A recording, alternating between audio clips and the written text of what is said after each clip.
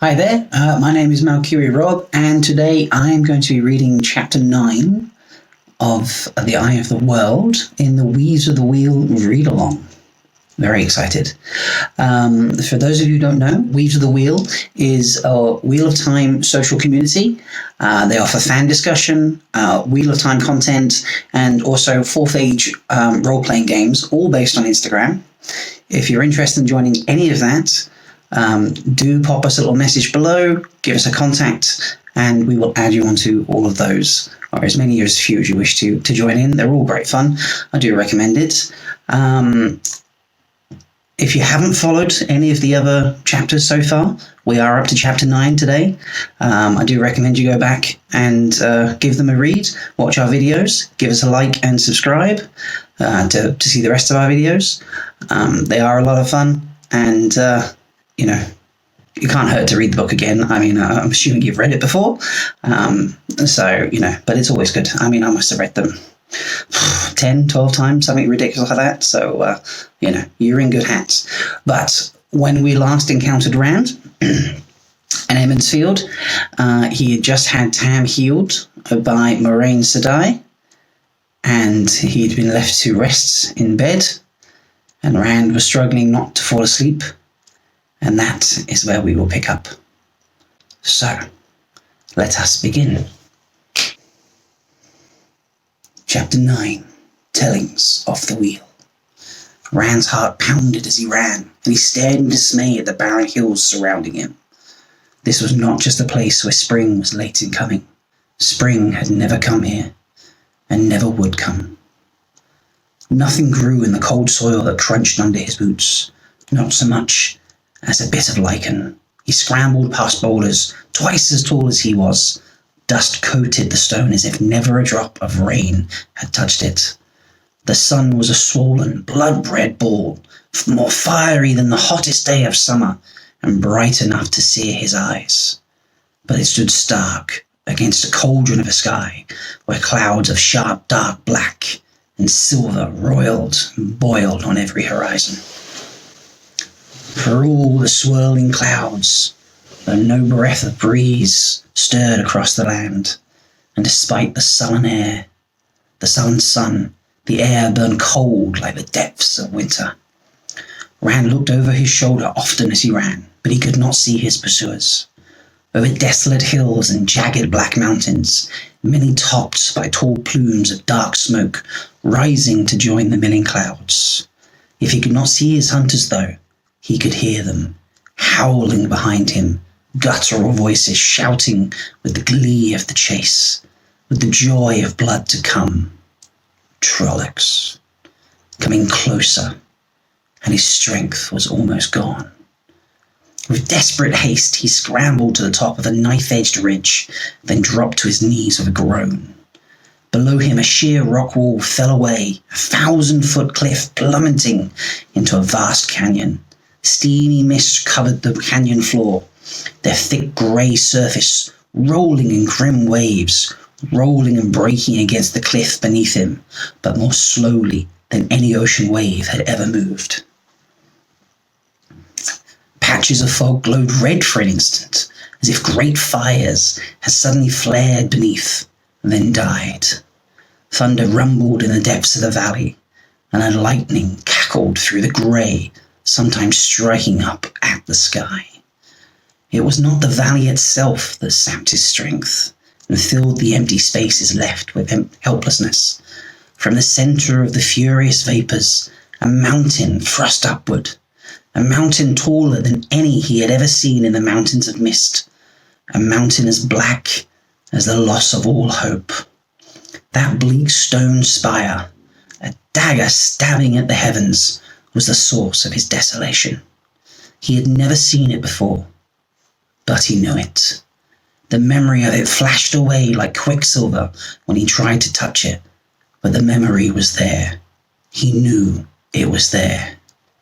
Unseen fingers touched him, pulled at his arms and legs, trying to draw him to the mountain. His body twitched, ready to obey. His arms and legs stiffened as if he thought he could dig his fingers and toes into the stone. Ghostly strings entwined around his heart, pulling him, calling him to the Spire Mountain. Tears ran down his face, and he sagged to the ground. He felt his will draining away like water out of a holed bucket. Just a little longer, and he would go where he was called. He would obey, do as he was told. Abruptly, he discovered another emotion, anger. Push him, pull him. He was not a sheep to be prodded into a pen.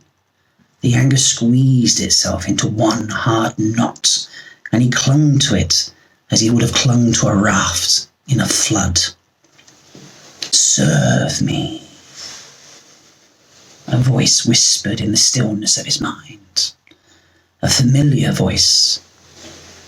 If he listened hard enough, he was sure even he would know it. Serve me. He shook his head to try and get him out of his head. Serve me. He shook his fist at the Black Mountain. The light consume you, Shaitan. Abruptly, the smell of death lay thick around him. A figure loomed over him in a cloak the colour of dried blood. A figure with a face. He did not want to see the face that looked down at him. He did not want to think of that face. It hurt to think of it, turned his mind to embers. A hand reached toward him, not caring if he fell over the edge. He threw himself away. He had to get away, far away. He fell, flailing at the air, wanting to scream, finding no breath for screaming, no breath at all. Abruptly, he was no longer in the barren land, no longer falling. Winter-brown grass flattened under his boots. It seemed like flowers. He almost laughed to see scattered trees and bushes, leafless as they were, dotting the gently rolling plain that now surrounded him. In the distance reared a single mountain, its peak broken and split, but this mountain brought no fear or despair. It was just a mountain, though oddly out of place there, with no other in sight.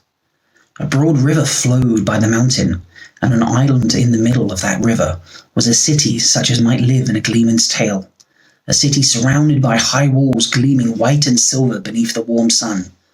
With mingled relief and joy, he started for the walls, for the safety and the serenity he somehow knew he would find beneath them. As he came closer, he made out soaring towers, many joined by wondrous walkways that spanned the open air. High bridges arched from both banks of the river to the island city. Even at a distance, he could see lacy stonework on those spans, seemingly too delicate to withstand the swift rivers that rushed beneath them. Beyond those bridges lay safety, sanctuary. All of a sudden, a chill ran along his bones, an icy clamminess settled on his skin, and the air around him turned fetid and dark.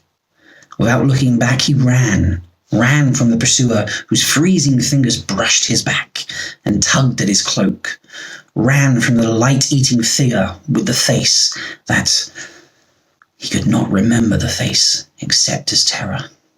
He did not want to remember the face. He ran, and the ground passed beneath his feet, rolling hills and flat plain, and he wanted to howl like a dog that had gone mad. The city was receding before him. The harder he ran, the further away drifted the white shining walls and haven. They grew smaller and smaller until only a pale speck remained on the horizon. The cold hand of his pursuer clutched at his collar. If those fingers touched him, he knew he would go mad. Or worse. Much worse. Even as that surety came to him, he tripped and fell. "No!" he screamed, and grunted as paving stones smacked the breath out of him. Wonderingly, he got to his feet. He stood in the approaches to one of the marvellous bridges he'd seen rearing over the river. Smiling people walked by on either side of him, people dressed in so many colours. They made him think of a field of wildflowers. Some of them spoke to him, but he could not understand, though the words sounded as if he should. But the faces were friendly, and the people gestured him onwards, over the bridge with its intricate stonework, onward towards the shining silver street walls and the towers beyond, toward the safety he knew waited there. He joined the throng streaming across the bridge and into the city through massive gates set in tall, pristine walls. Within was a wonderland where the meanest structure seemed a palace. It was as though the builders had been told to take stone and brick and tile and create beauty to take the breath of mortal men. There was no building, no monument that did not make him stare with goggling eyes. Music drifted down the streets, 100 different songs, but all blending with the clamour of the clouds to make one grand, joyous harmony. The scents of sweet perfumes and sharp spices, of wondrous foods and a myriad flowers, all floated in the air as if every good smell in the world was gathered there. The street by which he entered the city, broad and paved with smooth grey stone, stretched straight before him toward the centre of the city. At its end loomed a large tower, and taller than any other in the city, a tower as white as fresh fallen snow. That tower was where safety lay, and the knowledge he sought. But the city was such as he had never dreamed of seeing. Surely it would not matter if he delayed a short time in going to the tower. He turned aside into a narrower street, where jugglers strolled among hawkers of strange fruits. Ahead of him down the street was a snow-white tower, the same tower. In just a little while, he thought, and rounded another corner. At the far end of this street too lay the white tower. Stubbornly he turned another corner, and another, and each time the alabaster tower met his eyes, he spun to run away from it, and skidded to a halt. Before him, the white tower. He was afraid to look over his shoulder, afraid it would be there too. The faces around him were still friendly, but shattered hope filled them now. Hope he had broken. Still the people gestured him forward, pleading gestures toward the tower. Their eyes shone with desperate need, and only he could fulfill it. Only he could save them. Very well, he thought. The tower was, after all, where he wanted to go. Even as he took his first step forward, disappointment faded from those around him, and smiles wreathed every face. They moved with him, and small children strewed his path with flower petals. He looked over his shoulders in confusion, wondering who the flowers were meant for, but behind him were only more smiling people, gesturing him on. They must be for me, he thought, and wondered why that suddenly did not seem strange at all. But wonderment lasted only a moment, before melting away,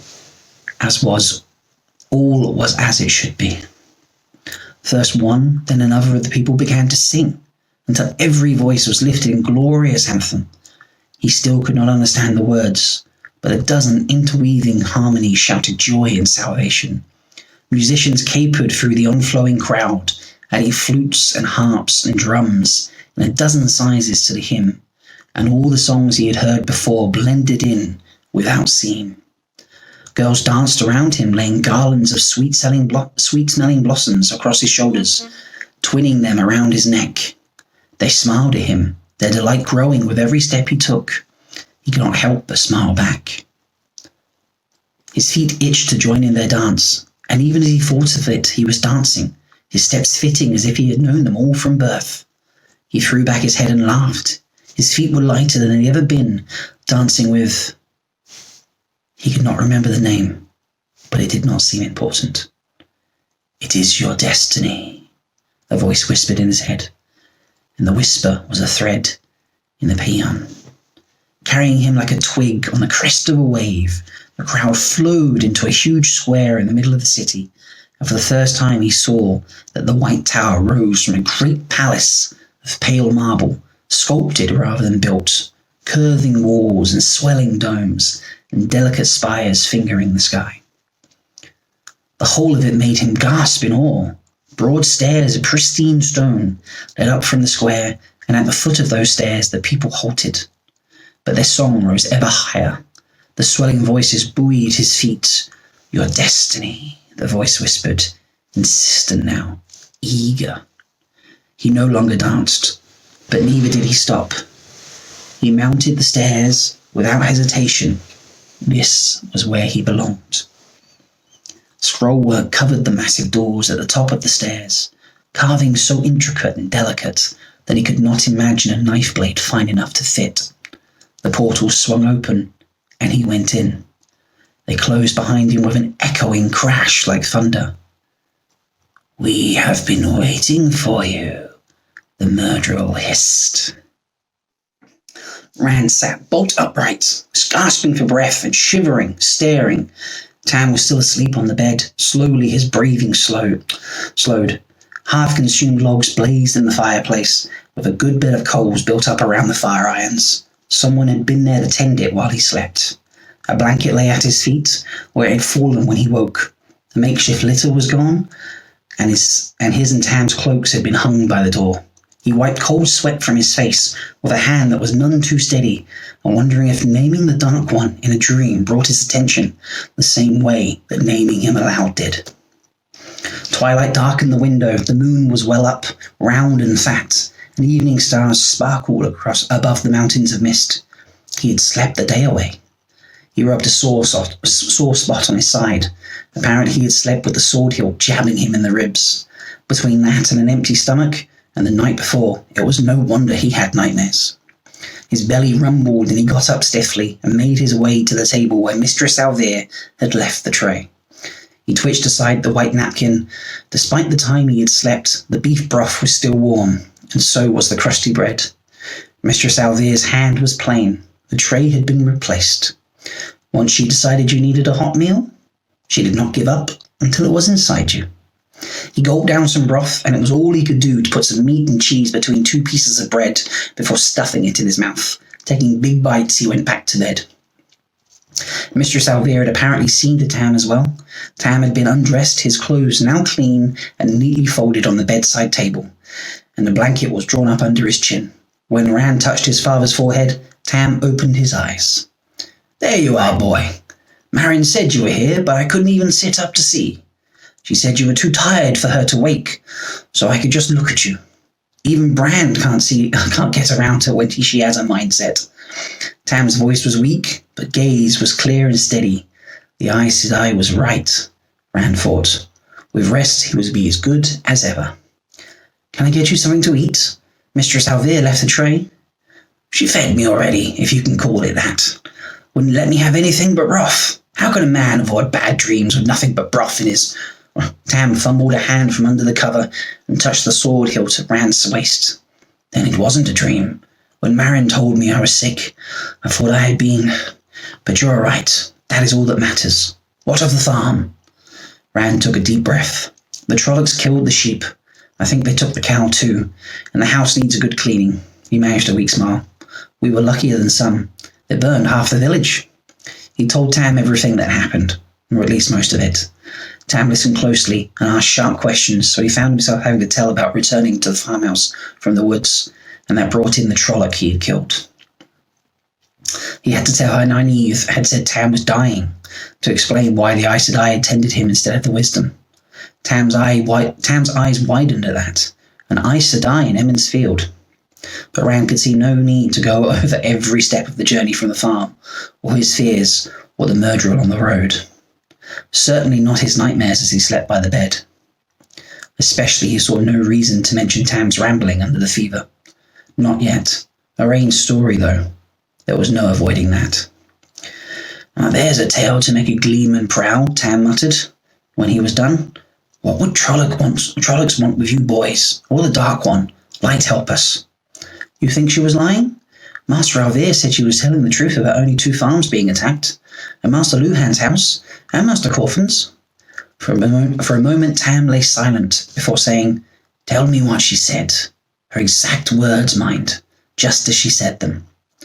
Rand struggled. Whoever remembered the exact words they heard? He chewed at his lip and scratched his head, and bit by bit he brought it out, as nearly as he could remember. "I can't think of anything else," he finished. "Some of it I'm not too sure she didn't say a little differently, but it's close anyway." "It's good enough. It has to be, doesn't it? You see, lad, Aes Sedai are tricksome. They don't lie, not outright. But the truth an Aes Sedai tells you is not always the truth you think it is. You take care around her." "I've heard the stories," Rand retorted. "I'm not a child." So you're not? So you're not, Tam sighed heavily, then shrugged in annoyance. I should be going along with you just the same. The world outside the Two Rivers is nothing like Emmons Field. That was an opening to ask about Tam going outside and all the rest of it, but Rand did not take it.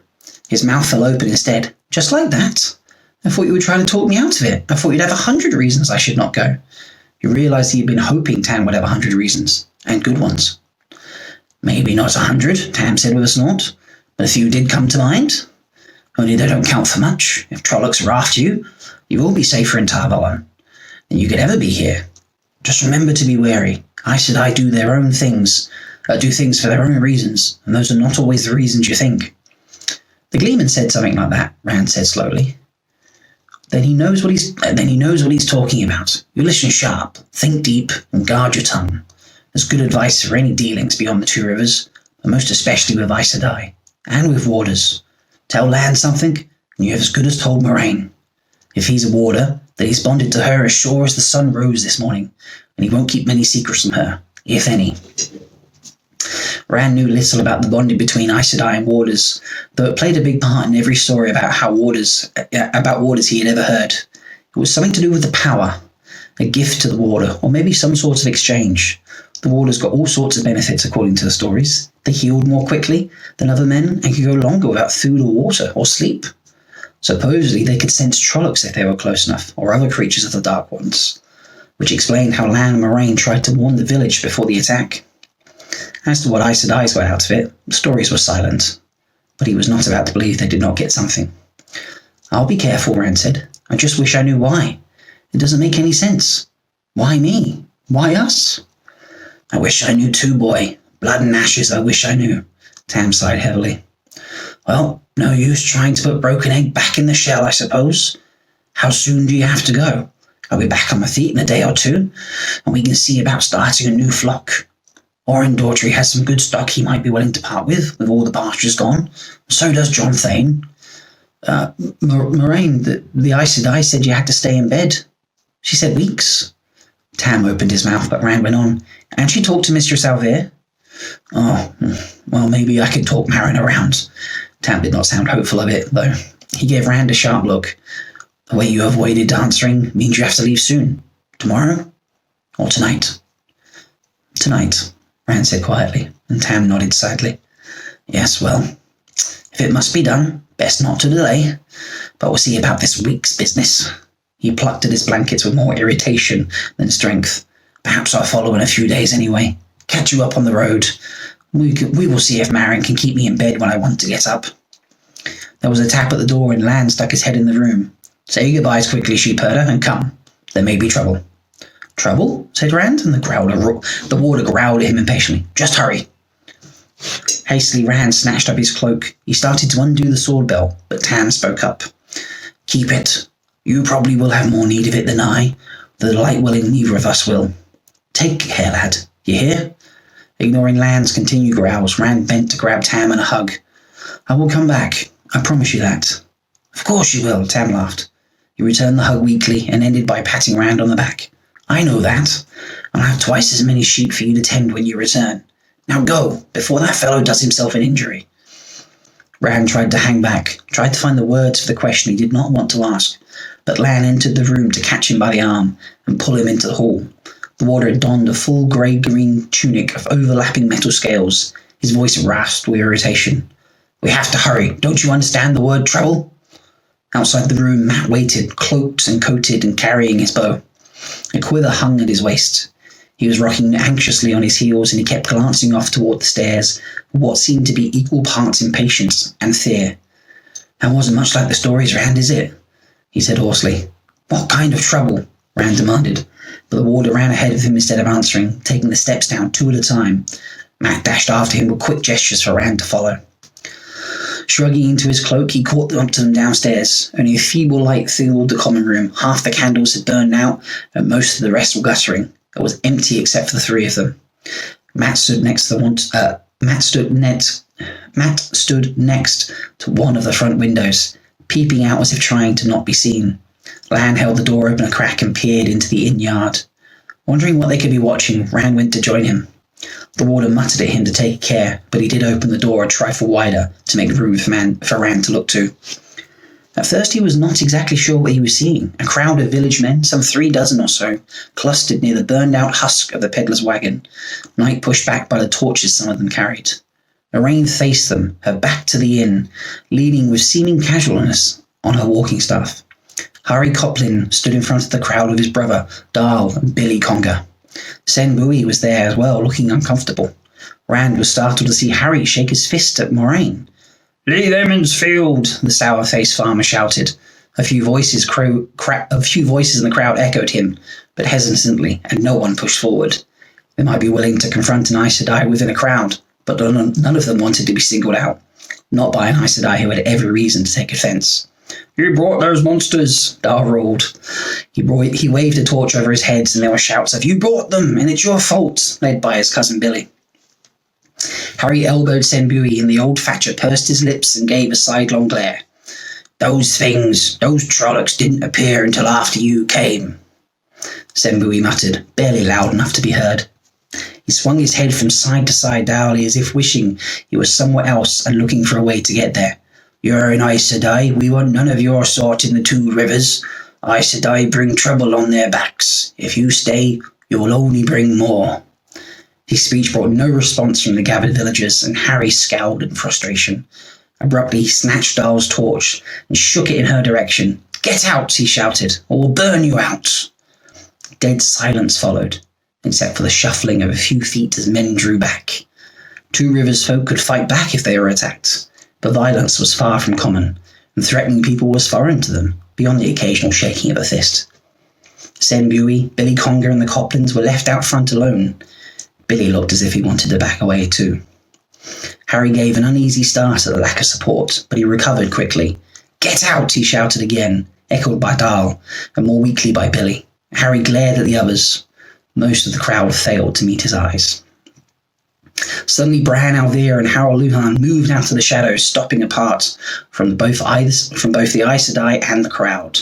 In one hand, the mayor casually carried the big wooden maul he used to drive spigots into casks. "Would someone suggest burning my inn?" he said softly. The two Coplins took a step back, and Sen Bowie edged away from them. Billy Conger dived into the crowd. "Not that," Dar said quickly. "We never said that, Bran. Mayor." Bran nodded. "And perhaps I heard you threatening to harm guests in my inn." "She's an Aes Sedai," Harry began angrily, but his words were cut off as Harold Luhan moved. The blacksmith simply stretched, thrusting thick arms over his head, tightening massive fists till his knuckles cracked. But Harry looked at the burly man as if one of those fists had been shaken under his nose. Harold folded his arms across his chest. "Your pardon, Harry. Did not mean to cut you off. You were saying?" But Harry, shoulders hunched as though he were trying to draw into himself and disappear, seemed to have nothing more to say. "I'm surprised at you people," Bran rumbled. "Père Alcar, your boy's leg was broken last night, but I saw him walking on it today, because of her. Owen Cadwyn, you were lying on your belly with a gash down your back like a fish for cleaning till she laid hands on you. Now it looks as if it happened a month ago, and unless I missed out, there'll barely be a scar. And you, Sen." The Thatcher started to fade back into the crowd, but stopped, held uncomfortably by Bran's gaze. "I'd be shocked to see any man on the village council here, Sen, but you, most of all. Your arm would still be hanging useless at your side, a mass of burns and bruises if not for her. If you have no gratitude, have you no shame?" Sen half lifted his right hand and looked away from it angrily. "I cannot deny what she did," he muttered, and did not sound ashamed. "She helped me, and others," he went on with a pleading tone, "but she's an Aes Sedai, Bran. If these Trollocs didn't come because of her, why did they come? We want no part of Aes Sedai and the Two Rivers. Let them keep their troubles away from us." A few men, safely back in the crowd, shouted then, "We want no Aes Sedai troubles. Send her away. Drive her out. Why did they come if not because of her?" A scowl grew on Bran's face, but before he could speak, Moraine suddenly whirled her vine-carved staff above her head, spinning it with both hands. Rand's gasp echoed that of the villagers, for a hissing white flame flared from each end of the staff, sending straight out like spear points despite the rod's whirling. Even Bran and Harrow edged away from her. She snapped her arms straight down before her, the staff parallel to the ground, but the pale fire still jetted out, brighter than the torches.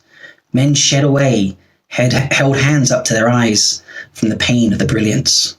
Is this what Aemon's blood has come to? The Aes Sedai's voice was not loud, but overwhelmed every other sound. Little people squabbling for the right to hide like rabbits? You have forgotten who you were, forgotten what you were, but I'd hope some small part was left, some memory in your blood and bone, some shed to steel you for the long night coming. No one spoke. The two Coplins looked as if they never wanted to open their mouths again. Bran said, "Forgotten who we were? We are who we've always been, honest farmers and shepherds and craftsmen, two rivers folk. To the south," Moraine said, "lies the river you call the White River. But far to the east of here, men call it still by its rightful name, Menethindrel. In the old tongue, waters of the mountain home, sparkling waters that once coursed through a land of bravery and beauty. 2,000 years ago, Menethindrel flowed by the walls of a mountain city so lovely to behold that Ogier stonemasons came to stare in wonder. Farms and villages covered this region, and that you call the Forest of Shadows as well and beyond. But all those folk thought themselves as the people of the mountain home, the people of Menethrin. The king was Aemon Alcar Thorin, Aemon son of Car, son of Thorin, and Eldraine Ellen Carlin was his queen. Aemon of man, so fearless that the greatest compliment for courage any could give, even among his enemies, was to say a man had Aemon's heart. Eldraine was so beautiful that it was said the flowers bloomed to make her smile. Bravery and beauty and wisdom and a love that death could not sunder. Weep if you have a heart, for the loss of them, for the loss of even their memory. Weep for the loss of their blood.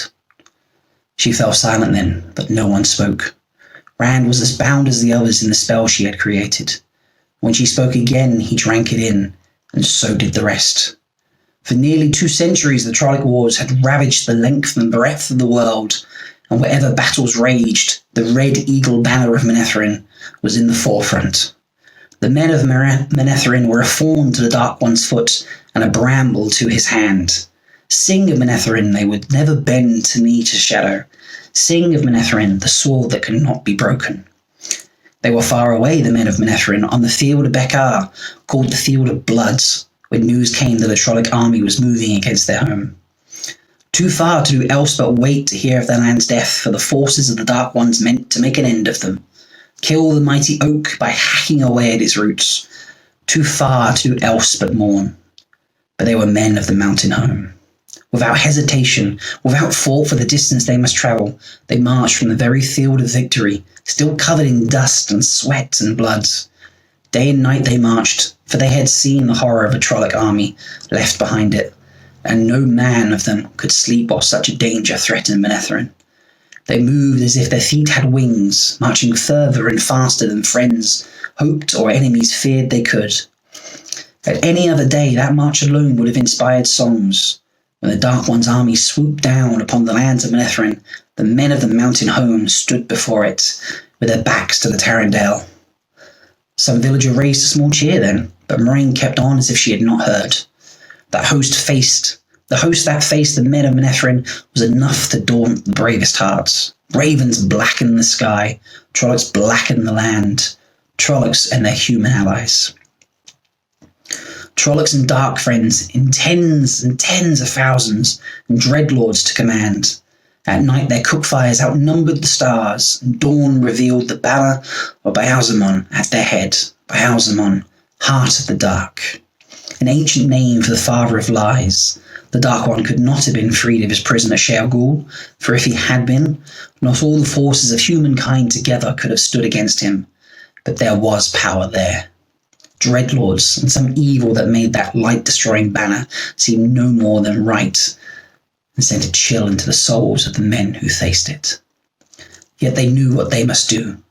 Their homeland lay just across the river. They must keep that host and the power with it from the mountain home. Aemon had sent out messengers. Aid was promised if they could hold, but for 3 days at the Tarandale. Hold for 3 days against odds that should overwhelm them in the first hour. Yet somehow, through bloody assault and desperate defence, they held for an hour, and the second hour, and the third. For 3 days they fought, and though the land became a butcher's yard, no crossing of the Tarandale did they yield. By the third night no help had come, and no messengers, and they fought on alone. For 6 days, for 9, and on the 10th day, Aemon knew the bitter taste of betrayal. No help was coming, and they could hold the river crossings no more. What did they do? Harry demanded. Torchlights flickered in the chill night, but no one made a move to draw a cloak tighter. Aemon crossed the Tarandale, Moraine told them, destroying the bridges behind them, and he sent word throughout his land for the people to flee, for he knew the powers with the Trolloc horde would find a way to bring it across the river. Even as word went out, the Trolloc crossing began, and the soldiers of Manetheren took up the fight again, to buy with their lives what hours they could for the people to escape.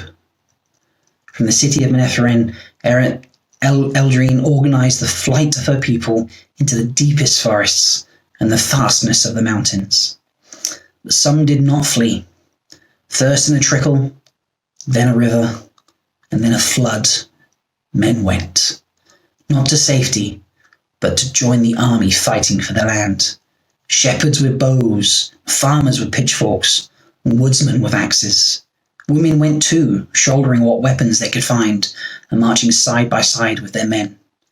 No one made that journey who did not know they would never return, but it was their land. It had been their fathers', and it would be their children's, and they went to pay the price of it. Not a step of ground was given until it was soaked in blood, but at last the army of Manetheren was driven back to here, to this place you now call Emond's Field, and here the Trolloc horde surrounded them. Her voice held the sound of cold tears. Trolloc dead and corpses of human renegades piled up in mounds, but always more scrambled over those carnal heats, in waves of death that had no end. There could be but one finish. No man or woman who stood beneath the banner of the Red Eagle at that day's dawning still lived when night fell. The sword that could not be broken was shattered. In the mountains of mist, alone in the empty city of Manetheren, Eldrine felt Aemon die, and her heart died with him. Where her heart had been was left only a thirst for vengeance, vengeance for her love, vengeance for her people and her land. Driven by grief, she reached to the true source and hurled the one power at the Trolloc army. And there the dreadlords died wherever they stood, whether in their secret councils or exhorting their soldiers. In the passing of a breath, the dreadlords and the generals of the Dark One's host burst into flame. Fire consumed their bodies, and terror consumed their just victorious army. Now they ran like beasts before a wildfire in the forest, no thought for anything but escape. North and south they fled. Thousands drowned attempting to cross the Tarandale without the aid of the dreadlords, and at the Methven-Durrell they tore down the bridges in their fright of what might be following them. Where they found people, they slew and burned, but to flee was a need that gripped them, until at last no one of them remained in the lands of Manetheren. They were dispersed like dust before the whirlwind. The final vengeance came more slowly, but it came when they were hunted down by other peoples, by other armies in other lands. None was left alive of those who did murders at Aemon's Field. But the price was high for Manetheren. Eldrine had drawn to herself more of the one power than any human could ever hope to wield unaided. As the enemy generals died, so did she die. And the fires that consumed her consumed the empty city of Manetheren, even the stones of it, down to the living rock of the mountains. Yet the people had been saved. Nothing was left of the farms, their villages, or their great city. Some would say there was nothing left for them, but to flee to other lands where they could begin anew. They did not say so. They had paid such a price in blood and hope for their land as had ever been paid before, and now they were bound to that soil by ties stronger than steel. Other wars would rack them in years to come, until at last their corner of the world was forgotten, and at last they had forgotten wars and the way of war. Never again did Manetheren rise. His soaring spires and splashing fountains became as a dream that slowly faded from the minds of its people. But they, and their children, and their children's children held the land that was theirs. They held it when the long centuries had washed the wire of it from their memories. They held it until today there is you. Weep for Manetheren. Weep for what is lost forever. The thighs of Moraine's staff winked out, and she lowered it to her side as if it weighed 100 pounds. For a long moment the moan of the wind was the only sound. Then Peter Carl shouldered past the Coplins. I don't know about your story, the long-jawed farmer said. I'm no fawn to the Dark One's foot, and never likely to be neither. But my will is walking because of you, and for that I am ashamed to be here. I don't know if you can forgive me, but whether you will or no, I'll be going. And for me, you can stay in Emmonsfield as long as you like. With a quick duck of his head, almost a bow, he pushed back through the crowd. Others began to mutter then, offering shamefaced penance, before they too slipped away one by one. The Coplins, sour-mouthed and scowling once more, looked at the faces around them, and vanished into the night without a word. Billy Conger had disappeared even before his cousins. Lamb pulled Ran back and shut the door. Let's go, boy. The warder started for the back of the inn. Come along, both of you, quickly. Ran hesitated, exchanging a wandering glance with Matt. While Moraine had been telling the story, Master Alvir's Dorans could not have dragged him away, but now something else held his feet. This was the real beginning, leaving the inn and following the warder into the night. He shook himself and tried to firm his resolve. He had no choice but to go, but he would come back to Emmonsfield, however far or long this journey was. What are you waiting for? Lan asked from the door that led out the back of the common room. With a start, Matt hurried to him, trying to convince himself that he was beginning a grand adventure. Rand followed them through the darkened kitchen and out into the stable yard.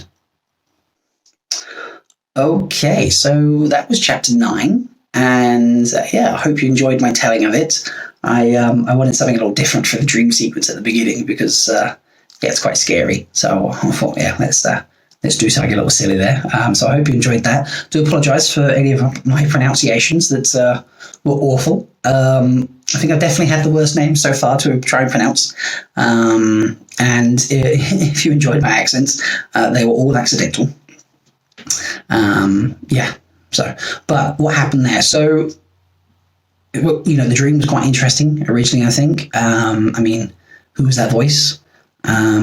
He's talking about an island with a white tower, and being chased across a land with a giant mountain in it, and then the giant mountain's still there, but no dark land and all sort of stuff. So quite a trippy experience going on there. And then we've had the whole history of Manetheren, Emmonsfield, and I hope I did that piece justice. I'm not normally a storyteller. This is honestly the first time I've ever spoken out loud reading a book. Sorry, the camera's going everywhere. And just really interesting here to find out the history of Emmonsfield, get a little bit of not foreshadowing, but just a little taste of the nightmares that Moraine was talking about. Nightmares can be quite telling, she said. Lots of intrigue there, and lots of suspense about what's happening next.